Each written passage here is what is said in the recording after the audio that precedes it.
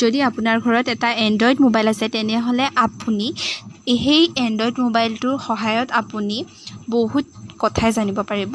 যদি আপুনি এণ্ড্ৰইড মোবাইলটো ভালদৰে ব্যৱহাৰ কৰিছে, তাত থকা গুগলত আপুনি আপোনাৰ ল'ৰা বা ছোৱালীক শিক্ষাদান কৰিবলৈ, আপুনি শিকাবলৈ, আপুনি শিক্ষা দিওঁতে অকণমান অসুবিধা হৈছে, প্ৰায়ভাগটো আজিকালি দেখিব পোৱা যায় যে টিউশ্যনৰ ওপৰতে চব কমন হৈ গৈছে। কিন্তু আপুনি এই গুগলটো ব্যৱহাৰ কৰি আপুনি যিটো বিষয়ৰ ওপৰত নাজানে সেই বিষয়টোৰ ওপৰত এই গুগলত দিয়া কেমেৰাটো অন কৰি যোনটো বিষয়ৰ ওপৰত আপুনি নাজানে সেই বিষয়টো কেমেৰাটো আগত দি দিলে আপোনাৰ ট্ৰেন্সলেট হৈ আহিব আৰু আপুনি কোনটো ভাষাত বিচাৰে, ইংৰাজী, আছামিজ, বেংগলী, সেই বিষয়কেইটা যেতিয়া আহিব আপুনি আপোনাৰ ল'ৰা ছোৱালীক শিক্ষা দিয়াটো সহজ হৈ পৰিব। মোৰ কাৰণেতো ইংলিছ বিষয়টো মোৰ বাবে টান আছিল।